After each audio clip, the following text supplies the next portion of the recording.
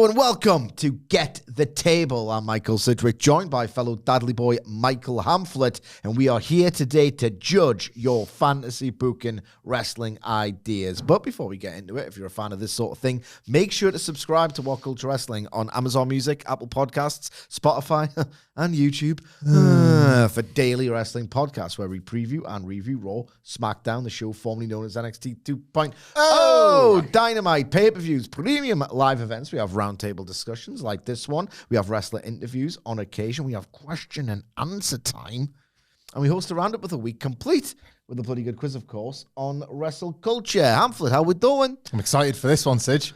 It's another it's another we one listen and we do judge. Yeah, and there should be more of that IMO, because some people are going on the internet and just say any old crap. Well, they do. Before we get into your fantasy booking ideas, which we collated, sadly, I know it's terrible, on X, Twitter, you can do so at WhatCulture WWE for future editions of this and our Q&As, at WhatCulture WWE, at Sidgwick, or at Michael Hamflett. Before we get into the listener viewers fantasy booking ideas, what is the best one you ever read online?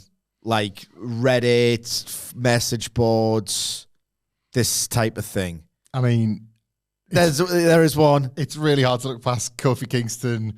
Oh, I was thinking of that. Michelle McCool and The Undertaker, where there'd been some sort of love triangle, shall we say, and somebody is so Vince Russo pilled that there's got to be 50 million twists. There's got to be the darkest possible outcome. So, like, if you think about Pepper and the Big Boss Man and Al Snow, like, I think the fantasy booker on Reddit even like sort of goes to the trouble. So, as ridiculous as this is, there is actually a sensitivity warning if you've been like the really tragic victim of like, a miscarriage.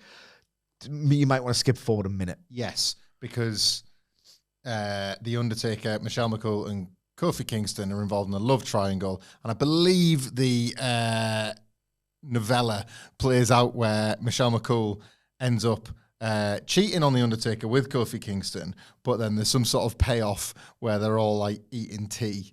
And then The Undertaker's like, yum, that's delicious, as if The Undertaker would ever say yum, that. That's delicious. And Kofi Kingston's like, well, twist, it's your baby. See you at SummerSlam. Yeah. That one is good. It's so much better written down. I don't know the exact keywords. I'm not going to type them into Google on my work internet server. It's better written down. It's like, it's mania. It's just the fact that, it's delicious. What is it, Kofi? All caps, your baby. Yeah. So that's good. The reveal. Yeah. Oh, no. There's another one that's infamous, absolutely infamous. Every time, like, Reddit thread or whatever, which I do sometimes, unfortunately, have to go on for work, pops up like, hey, have had any good fantasy booking ideas? Or they should have done this or whatever. The problem with Randy Orton is that WWE didn't push him enough. And people didn't really get the idea behind the Legend Killer character, even though the fact that he like spat in the face of and defeated various legends was all there to imply, not that it was subtle, I'll be a bigger legend than you guys any day. In fact, I'm such a cocky, brash, upstart heel. I'm kind of a legend in my own mind already. So, like, you didn't have to formally say I'm a legend now. Yeah. That was kind of the gist. But no, they didn't go far enough, and they did not make it explicitly clear. Ergo, someone fantasy booked that Randy Orton should go through every legend and like keep going. People love Legend Killer. It was pretty cool, to be honest. Good idea and stuff. And people love it. But it wasn't clear enough. Not enough clarity. So in order to like rechristen himself the Legend, because there has to be some kind of like initiation ceremony or like just some kind of ceremony where you have to like register it with law or whatever. He had to symbolically RKO himself because he was the last legend. The only person who can kill my legend is myself. I love that. It's like, well, now that the logic is so immaculate and correct but dumb in that genius, funny way, where it's like, oh, bloody hell, I just realized in the process of killing off all these legends and, winning titles and what have you, I could probably be considered a legend myself these days. I didn't think of this loophole that I've invented in my head, which is completely unnecessary. But now that I'm a legend, but also I'm the legend killer, oh, God, I'm going to have to give myself the arc. It's decided, like, well, I've got to follow this rule now. I've got to see this all the way through. What if, right, instead of, like, giving himself the RKO, which, it's an unpleasant bump to take and all the rest of it, count him out for 5 seconds or whatever. So that wasn't the only way he disrespected legends and said, like, tried to proclaim, I'm a legend. I'm going to kill off the legends to prove that, whatever. What if, like, are you a big spitter? No. I was always like... Do you have to resort... Everyone has to resort to it. When I'm running, I will. Yeah. So you do spit even though you don't like it? I try not to do it, like, out in public. You know what really annoys me? I don't know if it's just, like, a Geordie thing. People spitting through their teeth. Oh, yeah. When they do that thing, they, like, show off their spitting. Fight it further. Yeah. Everyone's had to spit. It's actually revolting. It's certainly not a pleasant thing to do, right? But sometimes if you spit, you don't have the propulsion, and it sometimes like lands on your chin. Oh, God. You ever had that? I've never had it, right, but you've just reminded me of a lad I went to school with who had a really terrible cold, and he was like, he'd have hated it, like hacking, coughing all day long. I'll go home. Go home. He did like a hackle of a spit, right? And he spat down, and the wind like blew it in a circle and splattered back in his face. He hackled on himself. So, but it happens, whether it's like a twist of fate or of the wind, or you've just like, you get it on your shirt or something. I found the fantasy book and there's elements that I'll read after this. Okay. Orton, what if he just did that and he spat on himself? He's like, I did that fully. Yeah. And others. That's like...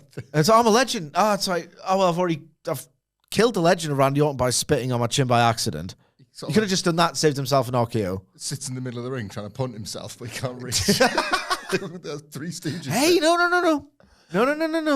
Remember that jumping jack thing he did? Yes. He could probably do it. He could punt himself easily. He pretty much did on SmackDown. We saw it. Gonna have to punt myself. So, go on, what have you got? Right. I'll not do the... I was going to say the darkest element. It does get darker, but I'll not do the introductory element. As we said, they're all eating, the 3 of them. And Michelle is like, this is so good. And Kofi says, yeah, I cooked it. And she says, what is it? And he says, all caps, your baby. And then the Undertaker says, okay, now you will rest in peace at WrestleMania. And then Kofi beats him at WrestleMania. I think this would be good because it shows Kofi is a badass and he's the future of the company. Kofi 316 says, I just cooked your baby. Okay, now you'll rest in peace at WrestleMania. Look how rational that is. Like, I'm going to say, right, now you'll rest in peace at WrestleMania. What I love about that is it, like, inadvertently, like, questions the dumbass logic of, like, pro wrestling, where it's like, that was a massive betrayal. You've just beat up you've just beat up my best friend, okay? You know what? You just beat up my elderly mentor. You have just nearly hospitalized my father. I'm going to have to fight you in 4 weeks for this. Do you know what I mean? Like, it is dumb, but takes a special kind of genius to really illustrate that point. Undertaker, it's just like a turkey leg. You've done it now. You've done it. I'm still eating. Well, growing boys in Texas. I ain't going to waste good food. My mama raised me better than that. And the thing is, as well, it's like, okay. I throw away the bones, of course, then not to be confused with the ones I like to play backstage. I was like, okay. It's like, so it's almost like, because you can either say, okay, like, agreeably, like, yeah, okay, I will do that task that you have given me. Or, okay, yeah, that sounds like a good plan for the weekend. I think everyone in the family really enjoy that. Or, yeah, okay. It's almost like you can do it agreeably, the okay, or you can do it in this passive-aggressive, like, yeah, okay. Sarcastic, passive-aggressive, like, defeated, whatever. Like, oh, yeah, you didn't do that right. Yeah, okay. Like, you can't, like, okay. You can't do that. A stupid bit of creative writing that is. I love it. I'm obsessed with it. One more before we get to yours. There was one. And I love this because the accents couldn't be more different. And I swear I'm not making this up, but I did read again on Reddit, and I don't know if they found it on an old forum or whatever, or a previous Reddit post. But like this elusive idea, and thankfully it's kind of dead now, where we need a new Undertaker. Mm-hmm. We need a new Undertaker, right? No one was like thinking, well, Brian Lee, close but not cigar, but we need a new, like, it was never like literal, like we don't need a new Undertaker. The actual fake Undertaker was Bobbins, and Kane was the closest thing you're going to get to it. That was very inspired for however. There are stories that elements of the Undertaker's life he was very good at replicating. Yes, indeed. The idea was, right, we need, because some people just love supernatural wrestling. Not for me, but I guess I get the appeal as someone who likes horror and metal at times and things like that. But it was always like, right, who is a spooky new character who can do cool stuff, have a cool entrance, a mystique, an aura, who I can watch for a long time and go virtually undefeated, so that, he's like this cool, invincible, badass goth guy. People want this, right? Someone fantasy booked. No, just have Wade Barrett be Brian Lee. Wade Barrett would like eat the urn or whatever, like beat the Undertaker, steal the urn, like eat the contents, or just carry it around for long enough that the properties of the urn would consume him and change him, and then he would start but this guy knew episodic storytelling and mystery, so that I love like the photoshops in my mind, the grok images in my mind of like a gradual process where it's like, you're meant to go, hang on, is Wade Barrett starting to very slowly resemble the Undertaker? So week 1 he has eyeliner, and then week 6 he's got like a Preston North End tattoo.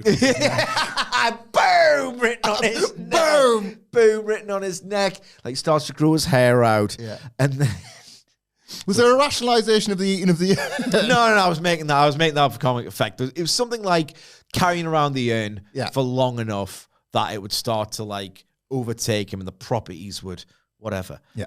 But the whole point was it's a gradual process for like the mystery, and then you get like a cool new Undertaker at the end. One of them was like his accent shifts mid promo. I don't know why this had to like be so specific. Like, the eyeliner to a degree I get, like growing the hair out. It's like, oh, hang on, maybe like wearing a hat or whatever. But like the accent changing mid promo, like don't like. All right, you slags, I need you to rest in. I don't know what the hell happened there, but. Just like I love John Cena, let me tell you something. You've done it now. I'm afraid I've got some bad news. You need to slow it down in there. You ain't gonna make it if you're doing too much of that. Boom. Bones. Bones. Like I just love how literal the fantasy booker takes all of this. Yeah. I don't know. It's just good stuff. And speaking of good stuff or bad stuff, we're here to judge whether it's good or bad. Here it comes. I know what I want, and I want it now. I want jeans, because I'm Mr. Jeans. Mr. Jeans at. Call me Mr. Jeans. Mr. Jeans. I like this one. The Max Caster Open Challenge slowly builds to getting his first singles win. Just as it looks like he's about to achieve it, a heel Anthony Bowens screws him out of it due to jealousy of Caster being preferred by the fans. Caster then beats Bowens at the pay-per-view and finally wins. I'm not blowing smoke up your ass.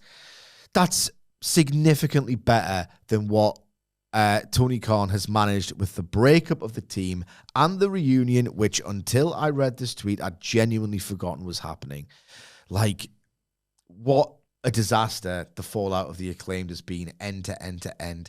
It reached its natural shelf life, and the nicest thing I can say about the Acclaimed and the booking of the Acclaimed respectively is that it lasted so much longer and reached so many more highs than anyone thought, and that was part of the magic, like the whole they're going from strength to strength. They're getting more over and more over and over. They might be more over than FTR and the Young Bucks. And it was a bit of a fad, bit of a phenomenon, but they gave some, I reckon, like top tier AEW magic. The Acclaimed were responsible for some of it, really, truly, right?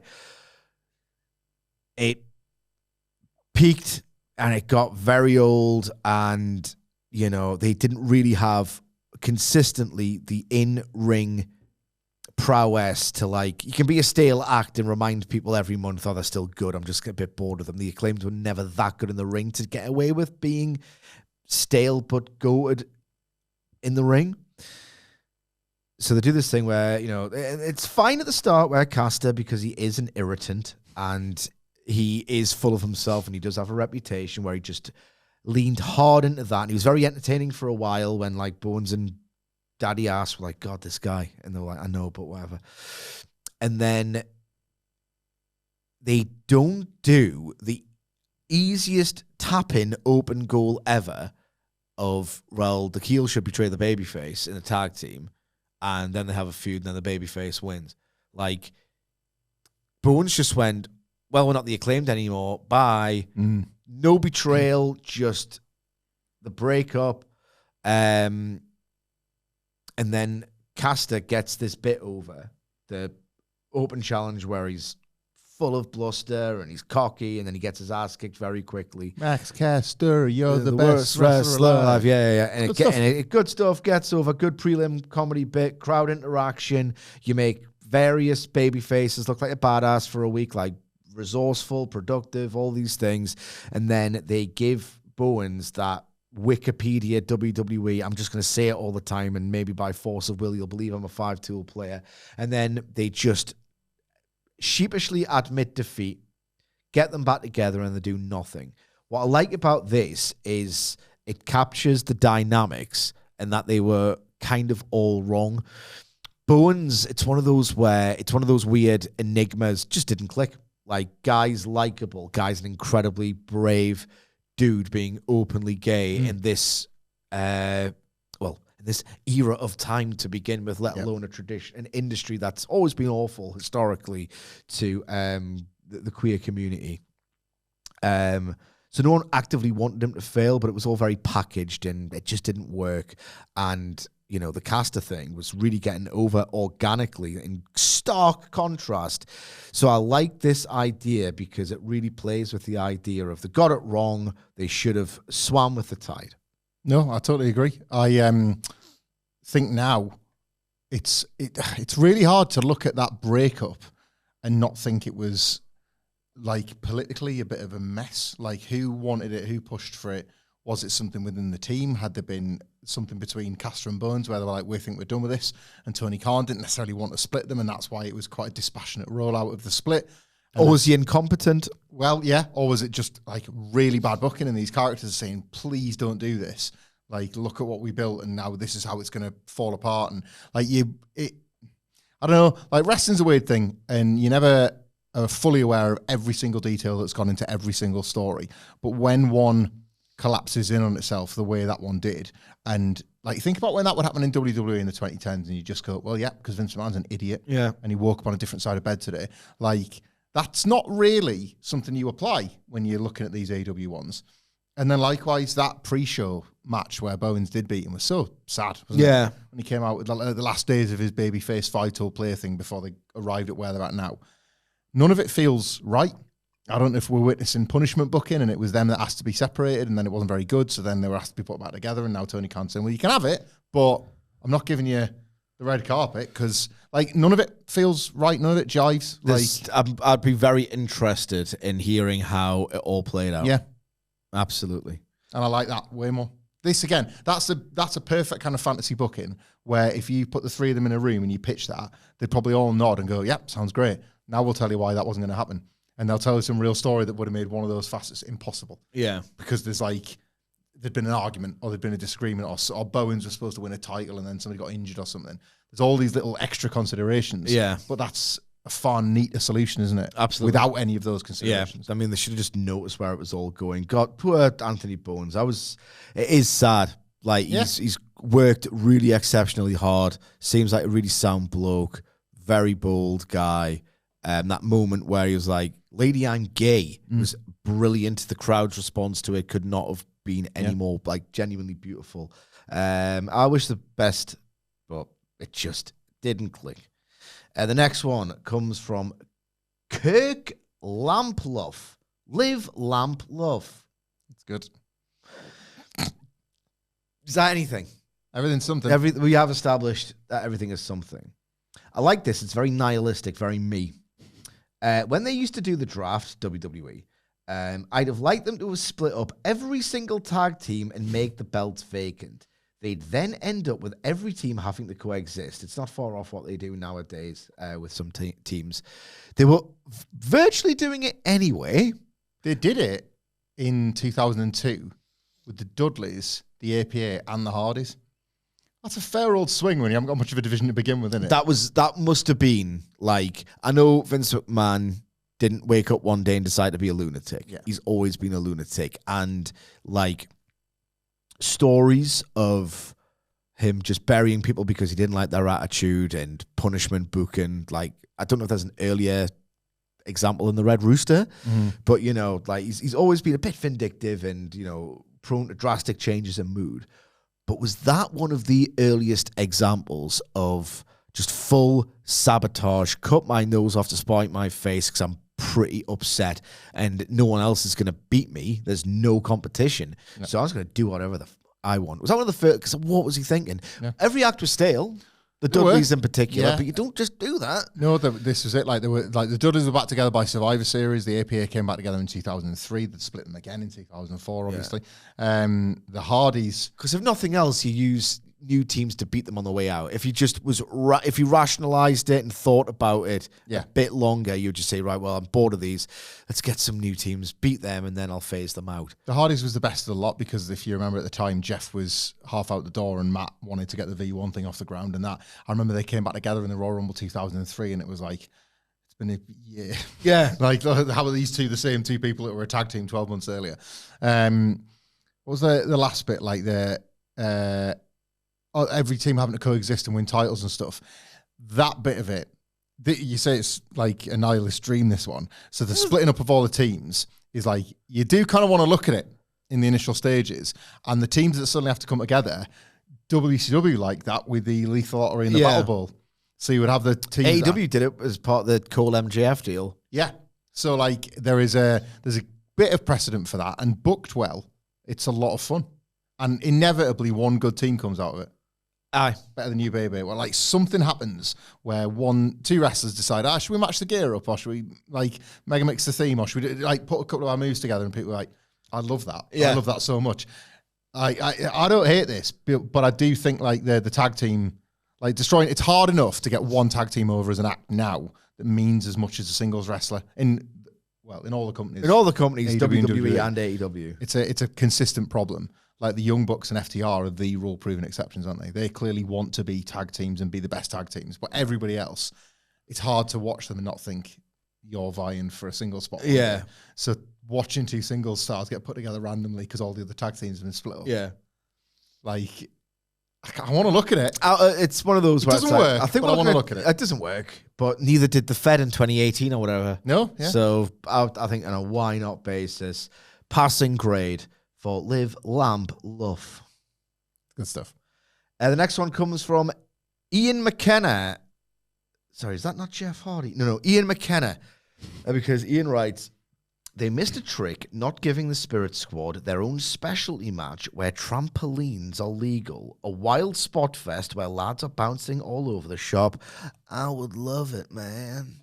Yes, we're doing Jeff Hardy voices because, of course, he wanted a spinning ring. I think. The upward spiral match, where his idea was, and how the hell this is actually logistically viable, I have no idea, and I don't think anybody else in the world would either, where the ring would start spinning around progressively to the point where, like, it would just be going really fast and you'd have to wrestle in it. And I think it would, like, levitate upwards, because upwards spiral. Like, imagine being so dizzy because the revolution's going around the ring, right? And then it's going upwards and upwards. So like high risk becomes like sky high risk. You literally fall out the ropes because you're like, you just straight out. You just gone. Is Jeff Hardy a cold-blooded murderer? Because that's like what I know. Like he's never been confused with Nick Bockwinkel. No, as Jeff Hardy, you know. Never been confused with Lanny Poffo. I bet he's asked Matt to build it on the compound. Yeah, and Matt's clever enough, and he's not clever at all. But even he's clever enough to go, Jeff, come on, man. Come on, bro. I love this. There is precedent as well, is there not? In French catch, every now and then, and I don't know how this worked exactly, but every now and then, like you'll see historic grainy footage of like French catch. At the French scene, experimented with this precise sort of thing, where they would make these dramatic entrances and like without sky fights, or have I made that up? No. But they would basically use trampolines in wrestling, so it's not Jeff Hardy stupid, right?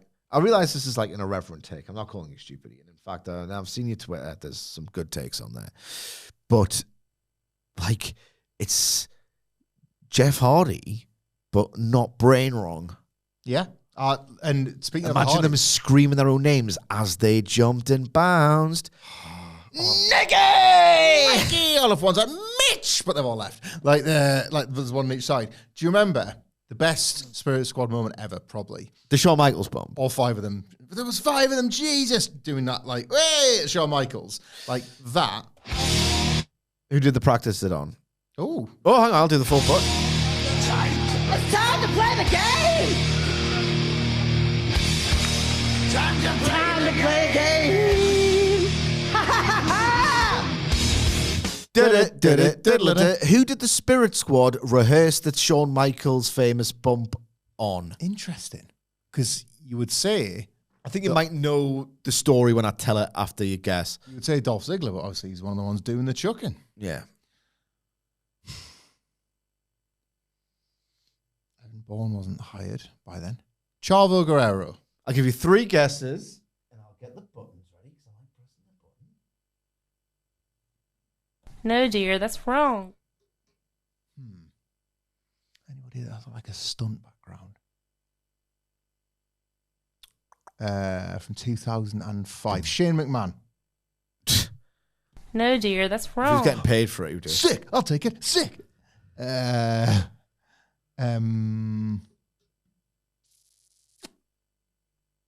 they want to like?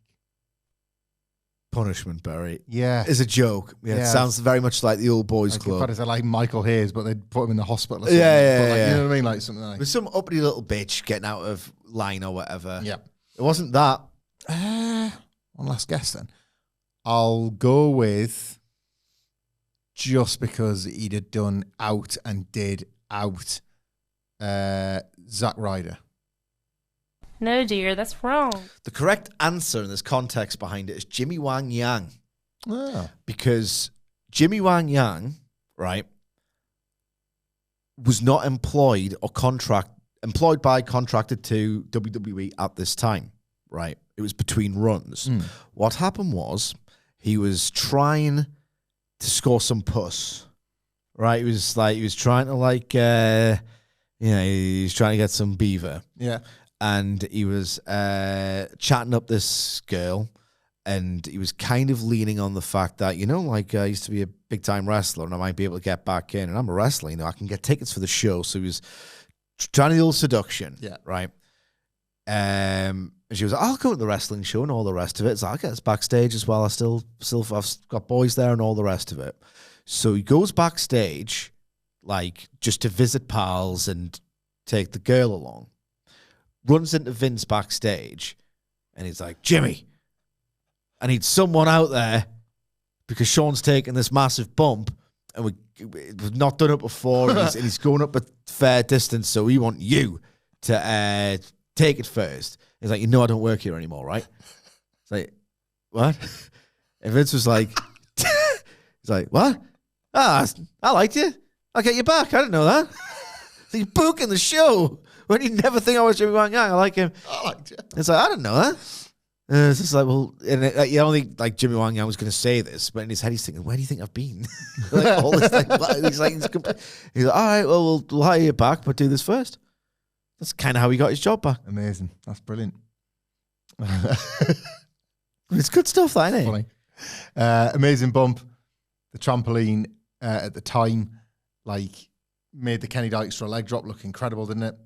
And let us not forget, Sidge, the old Sin Cara entrance. Yes. The few times it was performed correctly. The few times, yeah. No, it wasn't What moves everything. would look goated? Because the Spirit Squad didn't have them really. But if they did something similar, like jump on a trampoline. What about trampoline ring, like the Hardys had, the Trampoline Wrestling Federation? Young Bucks did it as well? Like, I don't think they had a trampo. Yeah, but like just, if the whole ring, the canvas was trampoline based. Ah. So you couldn't really have like steady footing, but when you were doing, I don't know, say like avalanche tombstone. off the top. Yeah. Ring, bump. Going You straight do RVD was so good he could like pretend he was on a trampoline the whole time. Yeah. His pile driver cells were incredible. Jump off trampoline onto someone's shoulders and do a poison rana. I tell you, Incredibly difficult, but it's fantasy, isn't it? plant a staircase up to a trampoline in the ring, and then off the trampoline do a move through a wrestler on the commentary table. Yes. Loads of height, like the most height you've ever seen. Yeah. From like a Crush people's ribs and stuff. like a Tennessee Jam sort of like deal. Just like Yeah. legs right on the neck, from like I don't know, 30 foot in the air, trampoline based, trampoline Yeah. style. Trampoline needs. Yes, I like it. Oh, yes. The next booking idea comes from Alan Egan at Alan Egan 21. Thank you very much to Alan, and thank you very much, in fact, to everyone who has contributed. Well, I mean, thank you very much for listening, come viewing. Don't know if this qualifies, but a one-night King of the Ring / Deadly Games tournament in AEW to crown the number one contender for a pay-per-view. No names announced until they make their entrances. 10-minute time limit for each match would be an Electric Dynamite. I completely agree. That would be a disruption to the format with which I am getting pretty bored. What I like about this is we've campaigned like semi-regularly over the years for let's do a Mystery Vortex Dynamite. Like a Mystery Vortex Dynamite. And I think this, we first started, obviously it's PWG's idea. Maybe there were other indies doing it beforehand. I associate it with PWG. The idea being, yes, it's good that Excalibur does these rundowns and tells you every single match that's happening next week, but at the same time, maybe 1 week a year, you don't know nothing. And this is a time when it was like there are so many over wrestlers who, because there are so many of them, and Tony Khan at this point, he does it loads now, really, it's crept up. But at this time, he just didn't rematch at all, barely. No. Like, he barely did any rematches. Like, there was certain, like, Meltzer would bollock him for this. There was certain, he was like, you got to do a rematch. This was such a hard match. You got a great buy. The number on the graphic was a big thing, wasn't it? Yeah, it was a big thing, like the Roman numeral and stuff. Like, so our first thought, I should rip that off PWG, like, probably during peak Dynamite, to be honest, just because, you know, whatever. I love this idea. I think it's way better for Dynamite than pay-per-view because, as we know, like, tournaments don't draw money. King of the Ring was always the least successful, I think, of the big five. Yeah. Tournaments ain't drawnaments. No. We've always said that. There was a, like, maybe WrestleMania 4 got smoked, didn't it? It got smoked down. Whatever it was. Wasn't Spring Stampede. Bunkhouse Stampede? Something like that, yeah. Like, 4 didn't do well. The King of the Ring's never done well. I don't know what Survivor Series 98 did off the top of my head, but there is another example of a tournament that just didn't draw particularly well. Yeah, it was another one you're thinking of. It'll come to me. But there were like prominent enough examples where Vince McMahon just goes, no. The bin King of the Ring, like, they've binned it almost as many times as they've like ran it at this point, and it's because it just sadly isn't a huge draw. Which I think I still find weird. I like American sports fans enjoy playoffs of all kinds, and that's fundamentally a tournament split over several nights.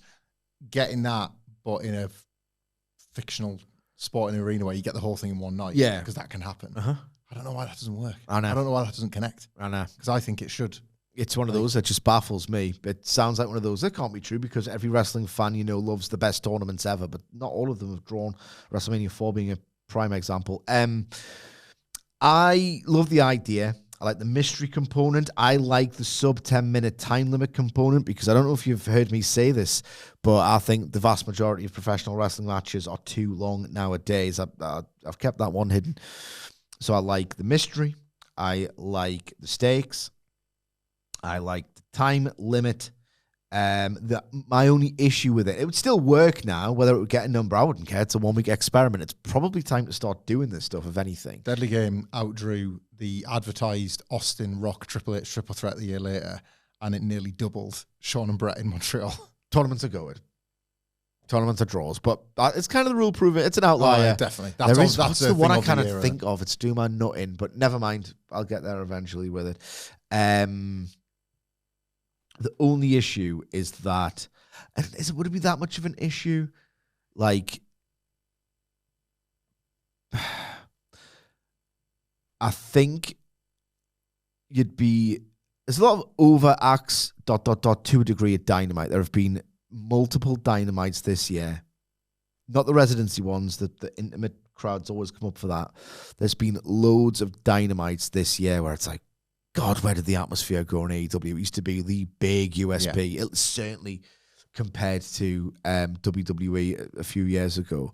The only issue now is it would sound there might be an almost too good to be true element wherein you think in your head, oh, look at this loaded AEW roster, and it doesn't really interact with itself that much, and then you'd come to realize this wrestler fighting this wrestler, if it doesn't get like a bell pop like it would have in 2022, it would kind of be a self-own if it went badly. Well, I think I'm not saying it puts them off, but there's certain matches that they simply have to save for pay-per-view now to be sure of getting that response, as opposed to the days where you could just knock out a dream on telly and be certain of that feeling, that thing, which creates its own issue because then you don't book them on Dynamite and Dynamite doesn't feel as special and the crowds don't invest in, it's its own cycle, isn't it? Mm-hmm. I like what I like about this idea because as you say, we've kind of talked about the I think Alan Egan has pointed out so many of the individual changes that we would make, but like even the 10-minute match time, that plays to something I loved about tournaments when we were kids, which was different rounds having different run times. Yeah. So the idea was like there was pressure on you to win because you were going to be taken to a draw sooner. Yeah. Like the Continental Classic does it to a point, but the need for restrictions, I think, has never been greater. Yeah, I'm with you. In mainstream North American wrestling.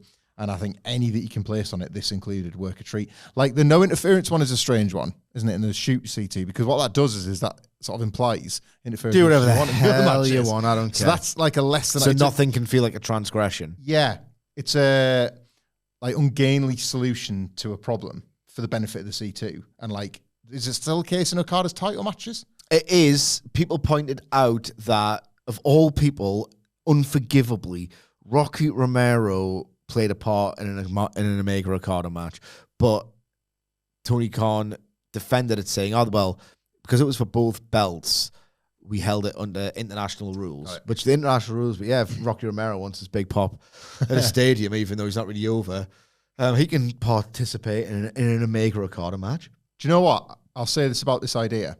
There was a time when this was like an only in AEW thing. You could pitch something like this and there was a chance it could happen.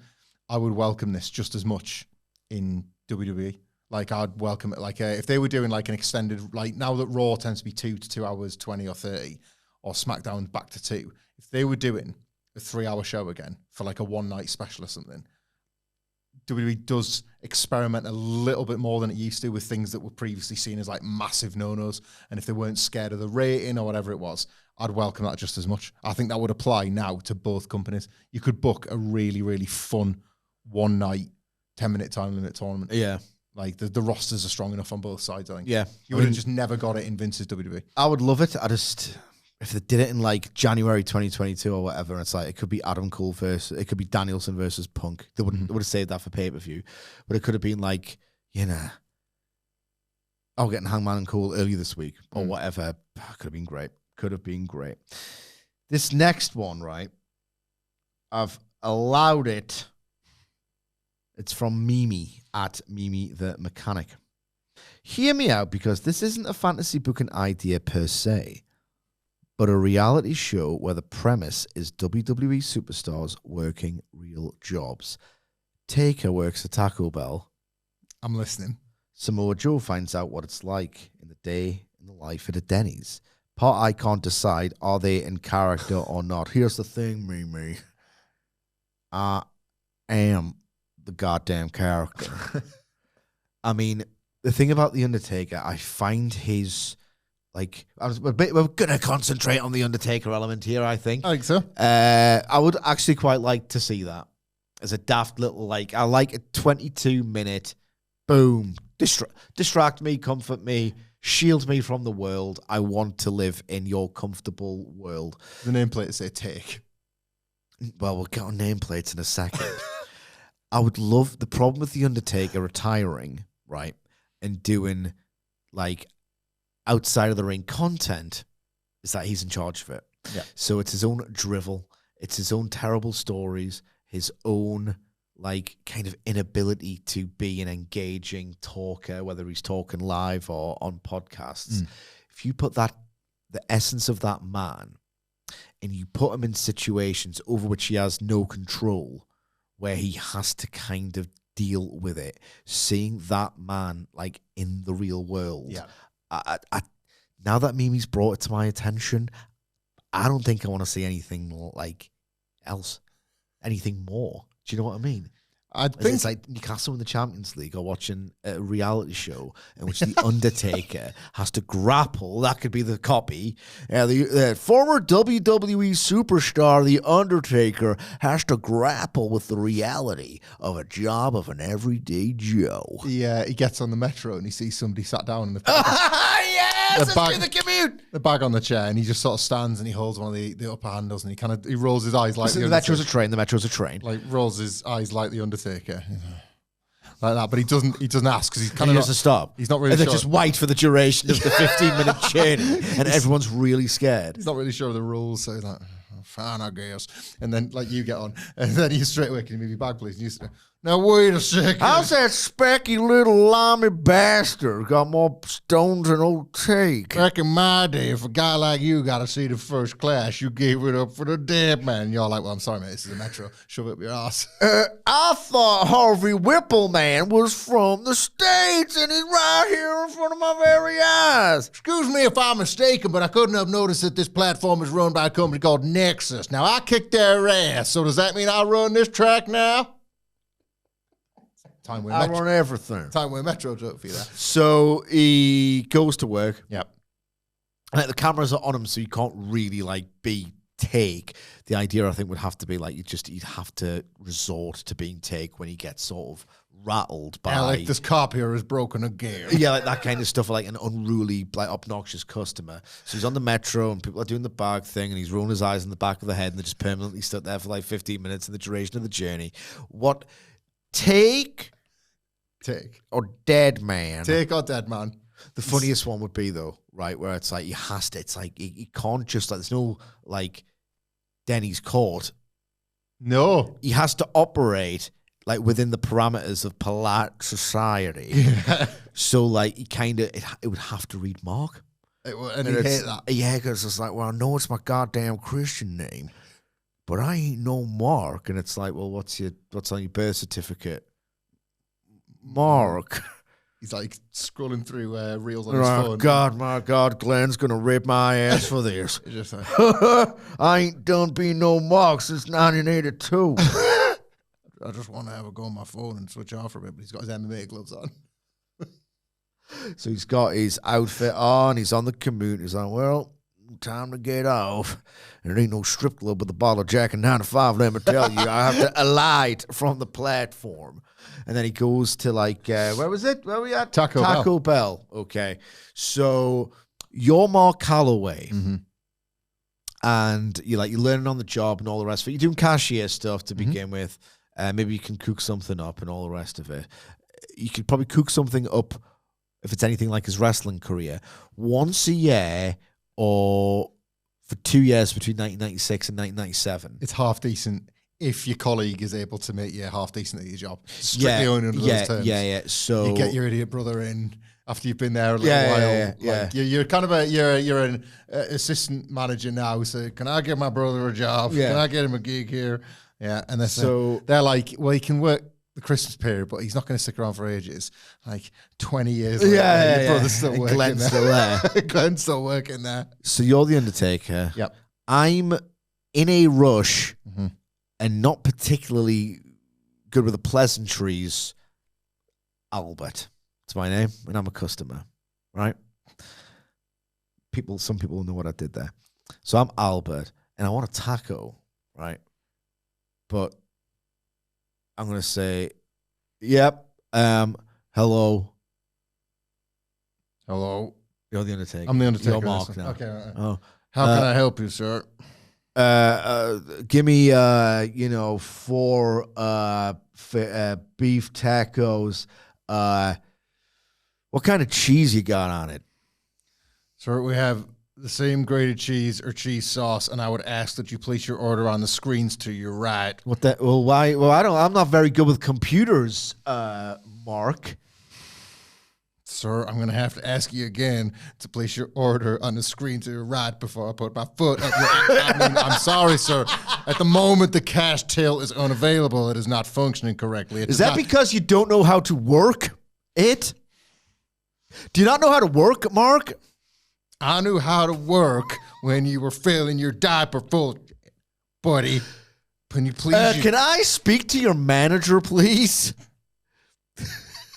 Vince? I thought you were going to say Paul Parra.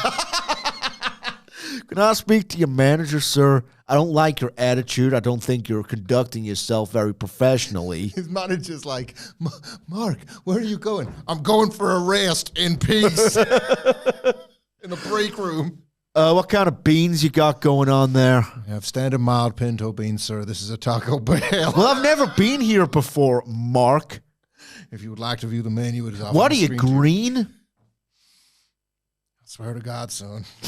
I will tombstone your ass. What the hell does that mean? And I don't like your aggressive attitude, sir. I know you're 6'7" or whatever the goddamn hell it is, but you don't intimidate me. You don't intimidate me, Mark. Now I've got some questions about the restaurant. This is the first. Why would you insinuate that I've been here before? What sides do you have? Does this say Sarah or does this say asshole? Because I know what it's looking back at right now. Sorry, sir. We have. I expect to have this for free. Now. Listen, we all got to get paid. Sir, what kind of sides do you have? I would like a side. I'm very hungry. Are you hungry? I'm starving, like all the boys in the back. Yeah. We're absolutely What are the sides? I'm going to check because I can't remember any sides, but I will get the information for you, sir. Today we have, you can get crispy chicken strips in 2s or 3s. They're like chicken tendies. You ever heard of Dominic Mysterio? He's a second-generation superstar, good friend of mine. We also have cheesy top fries. You remember the aforementioned cheese from our prior discussions. Or Aforementioned cheese. or something called the fries Bel Grande. I don't really know what's going on with that from the picture I'm looking at. I'll have here. beef tacos and the chicken strips. Will there be anything? Would you like a drink with that, sir? I'll have. Do you have Coke? I'm afraid this establishment only serves Pepsi, sir. We consider ourselves something of a challenger brand.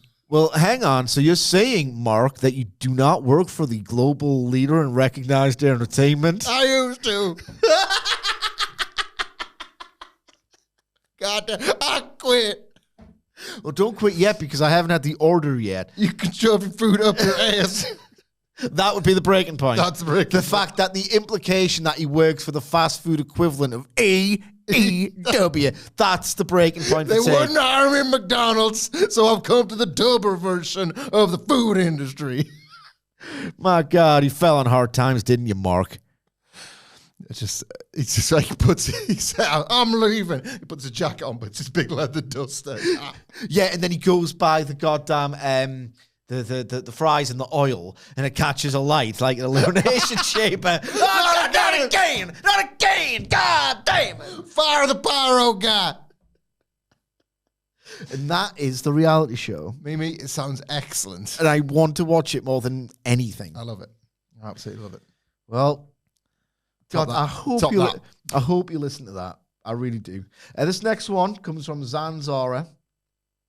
Current idea, and I like this because I'm biased. Zelina does for Aleister Black what she did for Andrade in NXT, breaks through his BS. If you were not watching NXT at the time, and according to the data, you were more interested in watching Table for Three. The whole idea, Dead man's got tacos. it's back. The whole idea was, the hell did this not work? Usually you just get Triple H, pronoun boy. Triple H would get acclaimed talent, debut them. They would get over because they were hip. The work was often good. They had a prior name. I'm being reductive, but this is pretty much how easy it was, especially in contrast to main roster.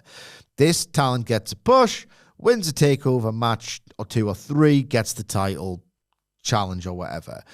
This did not work for Andrade. He just was like, oh my God, he's a bust. This doesn't really happen here. Yeah.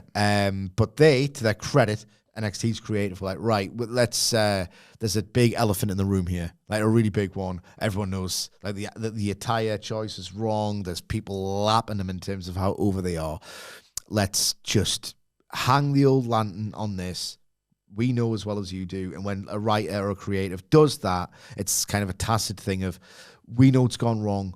Please trust us for a second time, or go with us for this. We're suspending your disbelief, so go with it. Or, yep, this backstory is a bit ridiculous. We're going to tell it sarcastically, so it's like an appeasement strategy, if you like. So that was what this was. And then the act had so much chemistry, and Zelina Vega was an incredible valet, so much so that you just wish that role existed a bit more. That the act got more over than Andrade ever has in the US. Yeah. So I'm astonished they didn't work on the main roster at the time as a pair. They looked perfect. Yeah, they looked the business. Breaks through his BS. Focuses Aleister on winning and cuts off his pseudo spook stuff with like, just shut up and kill him patter. Does her awesome valet work, cheats for Black if a heel act, and it stops outside interference if a face. I like it. Because has anyone ever remembered anything Andrade has ever said? Aleister Black has ever said? No. Corruption, reflections, toxic, whatever. Like, Aleister Black has got, I've said it before, it's a bit Tyler Bate phoning it in of he's got his sequence that always works, and it's like, right, I'll just do that. I think that if they tweaked his presentation and finally said, this cryptic nonsense has to stop. You are a laughing stock to people who don't like it, and the people who do like it only really vaguely pretend to understand what you're talking about. Do you think he has any kind of actual big room, TV-sized charisma that could be harnessed into keep it simple, stupid, kick-ass because you actually look good at doing it? I wonder if the trick in that is because it's Zelina Vega. You know, because he'd rather the two of them get over as an act because they can go home on a night and be like, we're getting somewhere. This is brilliant. Finally. Like, they're both sort of scrambling around the dark looking for something, like the pair of them, really. Zelina Vega feels like she might be on a last roll of dice here. Yeah. So I would say the best chance you've got of convincing him that his brand of bollocks isn't the way is by simply the normal way getting over. Yeah. And if he noticed a difference by saying less, doing more, and getting a run. And Zelina Vega, the Andrade spot, basically, she can do like a head scissors onto an opponent. The stuff that got that act over straight away. Like, he'd quickly become a force, and then he'd win a belt, and then, like, wrestlers are, you know, they're vain, and they care about that sort of stuff, and that's fine, and they should. And then he's just like, oh, they're reacting to me now, and I'm getting bigger spots on pay-per-views. I mean, I haven't mentioned the Door of Truth for a while. Yeah. But it doesn't really seem to matter. Yeah, in fact, if anything, it helps. Yeah. He'd be a wrestler about it, and he'd be like, well, I'm going to follow the money. I honestly think so. I don't think he's that, like, not married to it, but I don't think he's that obsessed with that style of aesthetic and promo that he wouldn't just bin it in a heartbeat if the money was right and if the run was right. I'd love, you know, and the more I think about this, like, I'd love a money run to unexpectedly fall Aleister Black's way. It's like a polar opposite. Yeah. You know, like 3 count. Just boy band guy. like and just to hair, undo his entire understanding of everything. Yeah, but it's his money run. Yeah. He never sees it coming. It's like Becky Lynch kind of really had to like fight to even get the chance to be the man. And then once she became the man, she just embodied it, and it was like straight to the moon. He almost doesn't want to go to the moon, but he's in the rocket and it's happening. Yeah. It happens now where it's like scrabbing at the windows. Yeah, like what remember when the Elite were a boy band, so it's like all white trousers Yeah. and waistcoats and all that business. That's Aleister Black now. Yeah. I mean, that would be goated. Blackstreet Boys. And it's just like I do like this, valet stuff and the dropping of the spooky gimmick, but I'm sorry, Blackstreet Boys has got me. So we'll do that. We'll do that instead. Penultimate fantasy booking idea comes from Leo. Leo the Lion! It says that's Leo _Omega Money 63. Nice. Resisting the urge for 69. Yeah, I respect that. I don't know what sex positions you're having if you're saying 63 is nice. Yep, 63. Yeah, 63 for me, probably. Yeah, I've done catty style. I've done 63. I did 69 first. I've been working through all the numbers since. Yeah, I do catty style, 63, German style, and that's why they call me the British Bulldog. 63 greatly. Yeah, I've had loads of sex. Yeah. Loads of it. Yeah. Do all the positions. I'll do both positions, if anything. Do the astronaut. That's a cowboy. I don't know. That's what kids wanted to do. I don't know why I don't get it. Leo the Lion says Kenny turning heel on Hangman to win the belt. Same way he did. The same way he done did. When joining the Bullet Club, but for different reasons. Before, he felt he wasn't up to Ibushi's level and therefore needed the Bullet Club, and it worked. Now he feels as though he's broken, yet still wants to be the best bout machine. A tragic character arc where he surrounds himself with followers to help him. It can make matches easier for him because his goons presumably can just beat people up on the outside. And he can still appear less in matches. He knows he hasn't got the time left and wants to make the most of it, and this is the only way he can see to do it. Eventually dethroned by a babyface Fletcher, who very much views himself as Omega and/or Ospreay's equal or better. This can be his retirement storyline, perhaps. What I like about this is, I'm going to say it's good, but it ain't happening, because with Kenny Omega at this point, people are all too aware of his condition, his health situation, his inability to work not just a normal schedule, but like one you can predict and book ahead of. It's one thing to do like the Orton thing, where it's like, when you're getting him, but it's not very often, so he's not going to be in that night 2 WrestleMania push. It's like you just don't really know who he's going to be from one day to the next. So it's not necessarily realistic. But at the minute as well, I love this idea. I'll go into why in a second, but it's not really a tangent, it's related. I can't remember who they were speaking to, but the Young Bucks basically said that Kenny and Nick and I are winding down, and you better believe that we are going to take every opportunity we get to share the same ring, because we're not going to get to do it very often. That would be a nice and lovely sentiment if you hadn't already done it like countless times. Yeah. Like, it's one of those where it's like, outwardly saying, oh yeah, I love working with my friends, even though we've done it a million times already, and because we like it so much, we're just going to do that. I think that stinks, really. Their justification would be, look what we built so that loads of wrestlers could have jobs, and the one thing we want is to work our mates. That's probably their mindset, isn't it? But look at the look at the numbers. Yeah, Look at the reactions aren't really there for it. Yeah. I mean, it's ridiculous. Everyone's going insane for their match at All Out, but like no one's fantasy booking it. No, they are not They're not grabbing the zeitgeist like they were, and it was probably 7 years ago at this point. Yeah, they were at the peak of that when they formed the company, weren't they? Yeah, the power of that. Yeah, I have mixed feelings on that. Like, it really is there. Sorry, one thing I was going to say. Oh, right, go on. No, it's like, that's interesting because I didn't know that, but of course it makes total sense. It is their like sandbox, as our American friends would say. So you can sort of see why in their mind they've got every right to request that. But it does, and you'll forgive the comparison here because it's nothing other than the point I'm making, not the wrestlers at all. but it does sort of give you flashbacks to when the first WWE Saudi shows, they'd run like Undertaker stuff, and it would sort of exist on this bit of Raw that was completely separate from everything else. Yes, I do remember that. That would be what that would feel like if Kenny and the Bucks were like, well, we're kind of just having like our friendly matches because we like it. How does that tie into the stories? Which is a bit, but not a lot, but we want to just wrestle each other. So you keep, like, we'll stay over here, we'll keep out of the way, but like, you know, we're going to be separate. It doesn't really work, does it? No, it stopped working a while ago. It shouldn't really work. It shouldn't. It doesn't anymore. No, yeah. Like you can't, however many times they've wrestled each other this year is too many. So the fact that they still want to continue to do that means that they're going to have a direct impact on other wrestler storylines so that they can like take the bumps together. Yeah. It's like, at what point do you think, I'm getting a bit creatively stifled by doing this?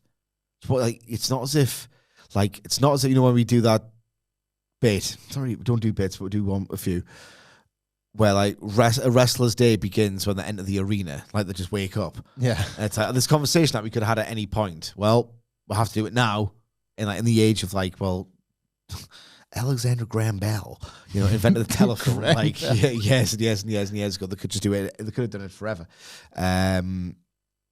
It's like that. It's like, God, just need to work with our friends. Like, when you hang out on a Saturday, I understand the Bucks have got like families and stuff, but like, you know, it was free. Remember when? Why don't you just go to Denny's after the show? If you want to hang out with each other so much, I'm sorry. If you want to hang out with we'll get to the actual fantasy booking of it as well. If you want to hang out so much, like as mates, why don't you just go to Waffle House after the Dynamite taping? Hang out there. Yeah. And you know what? Before the show, if you've ran through your match, not with each other for once, and like you got a bit of time to kill, why don't you go and you switch or do something? Whatever you chat, whatever your kids do. It's just the framing of these things. Like there'll be a lot of people, and I don't, you know, everyone's entitled to their opinion on this sort of thing. There might be a lot of people listening to this and hear that anecdote and think, oh, that's nice. That's like really sweet. They want to be mates. But like, I think we're of a similar generation. You remember Brett framing Sean as like the worst guy in the world for that. And then Sean tells me what he's going to do. And he says, I'm going to work Hunter, and then I'm going to work Diesel, and then I'm going to work Razor, and then I'm going to work Kid. And I'm thinking, what about the other boys? You can't just look after your best friends.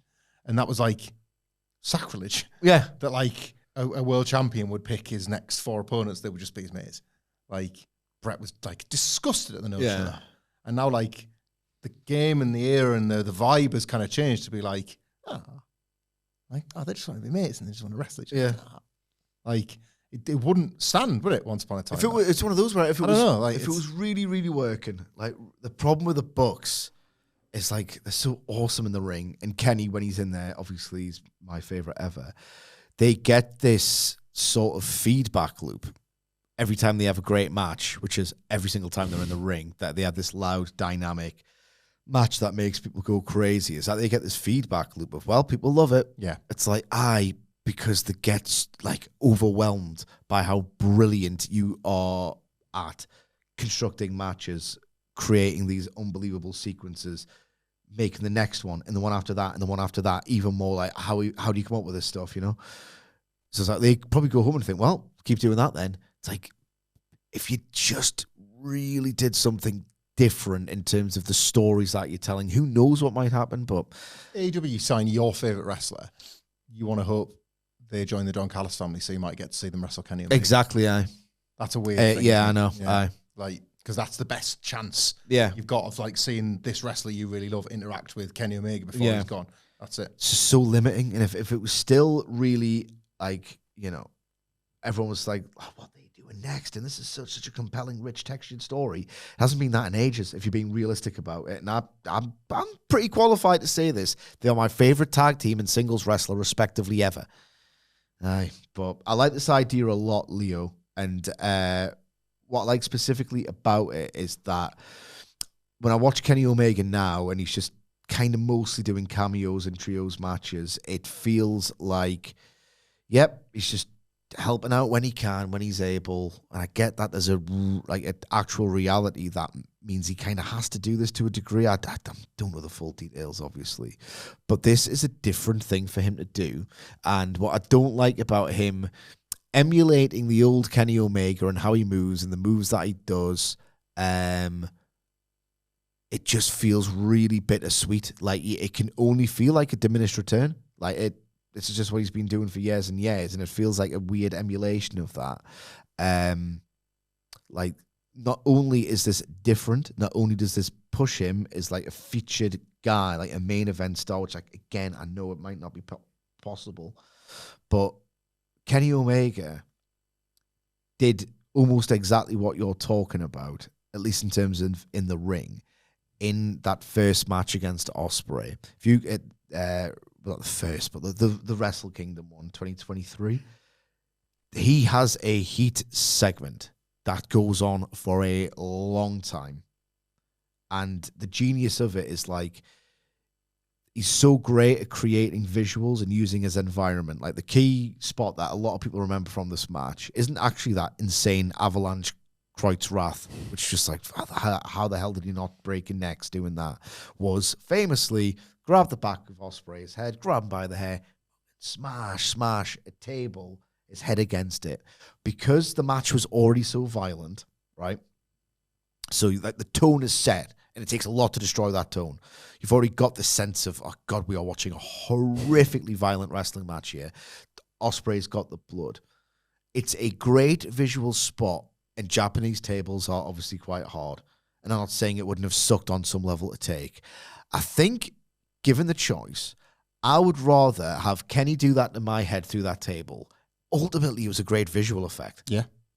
More than like the Avalanche Kreutz Wrath.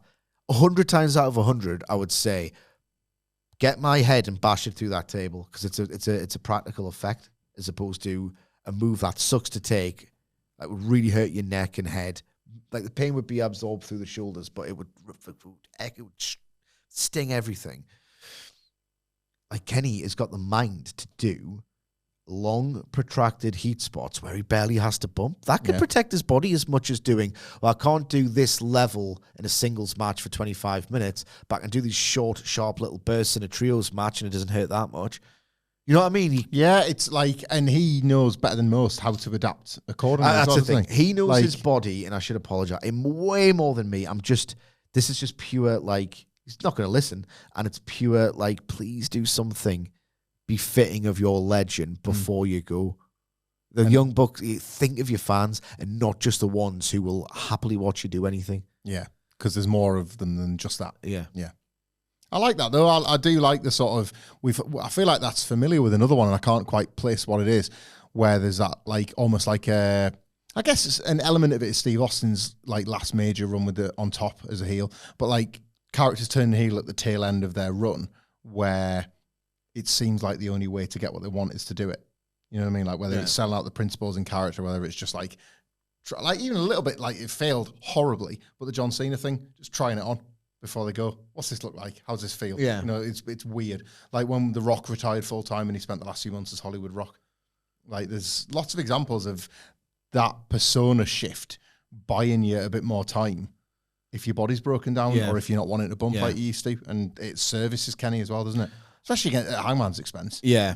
That might be key, because the other point I was going to make before we move on to the last question was, would it be a case of the John Cena effect where it's like, nope, where the fans are basically like, no, I don't take this seriously. I don't want to see it be a heel. We don't have much time left with you.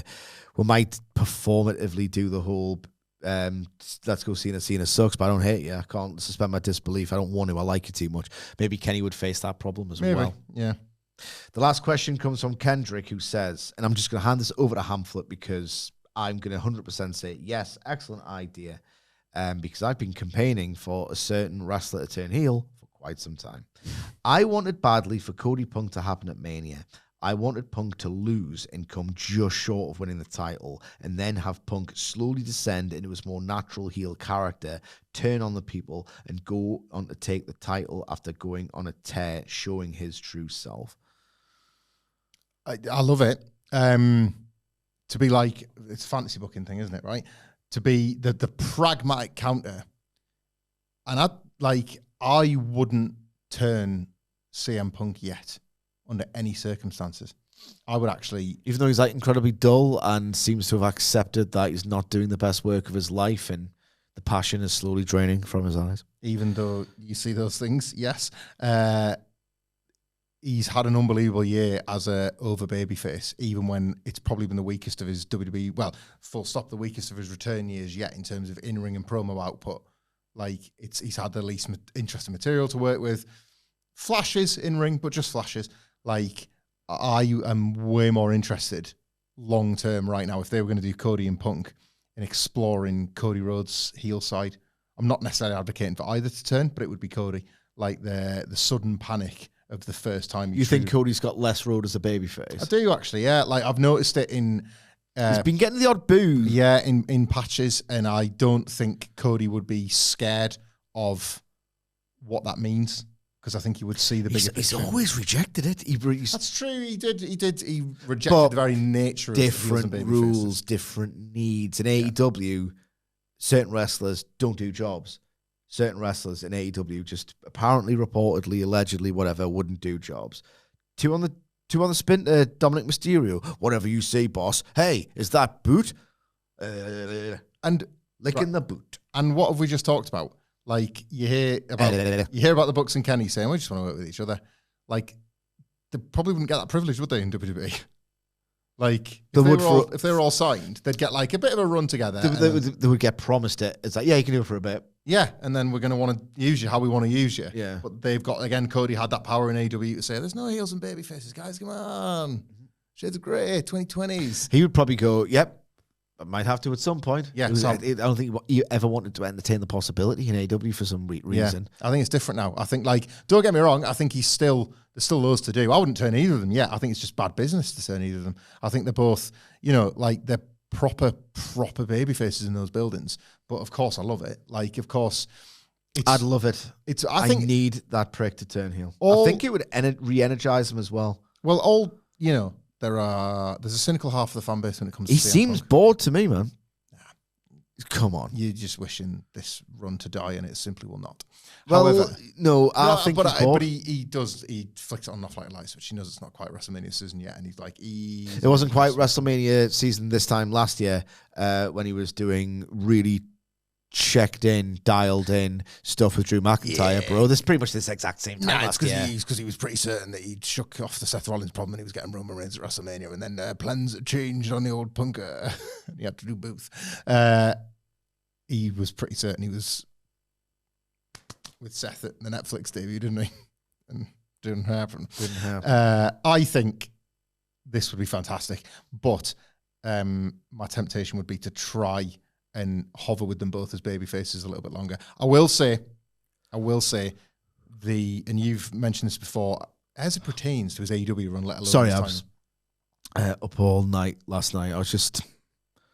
Kenny wasn't on Dynamite, obviously, but I was really thinking, God, I need to see him to see if he can really coexist with Jack Perry. Where are they at? Yeah. Where are those two at? Sorry about that.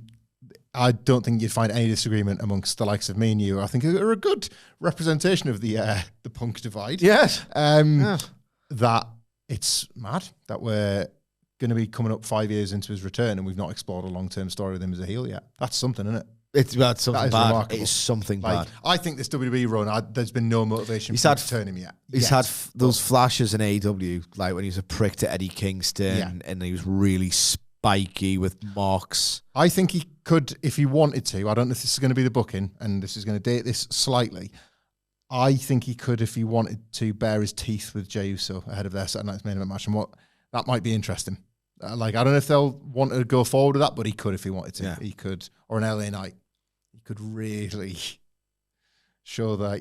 Those eyes could flicker a little bit, and you'd be like, "Oh, there's the darkness that lies within." So it's all there to do, but I just wouldn't do it yet. I would have done it yesterday, a long time ago. The best characters in wrestling are themselves dialed up to 11, so CM Punk should turn heel. Do you think he should turn heel? And do you have any fantasy booking ideas of your own? You can lodge them with us at WhatCulture WWE if you go on X, and temptation is hard to resist. Whilst you're there, you can follow Michael Hamflett at Michael You can Hamflett. follow me at Sidgwick, or if you're a cum viewer, get them in the comments section below on YouTube. When are we releasing this, bad lad? This will be weekend content, I do believe. Okay, well, if you haven't caught up with SmackDown yet and you're thinking, God, I want all the SmackDown I can get, why don't you preview it by listening to the very self-indulgent SmackDown preview podcast, and then watch SmackDown, then come back on Monday for the review, where we'll also have potentially a review of NXT Halloween Havoc in the Raw preview and all the good stuff. But you must subscribe, or you should, really, would help us out if you were to do that, for Daily Wrestling Podcast. Thank you very much for joining us today. Thank you very much, Michael Hamflett, for pitching in, or should I say Mark? I'm leaving. He's leaving. We have to leave now, but thank you for joining us. Do subscribe to WhatCulture Wrestling. Have a wonderful day, and we will see you soon.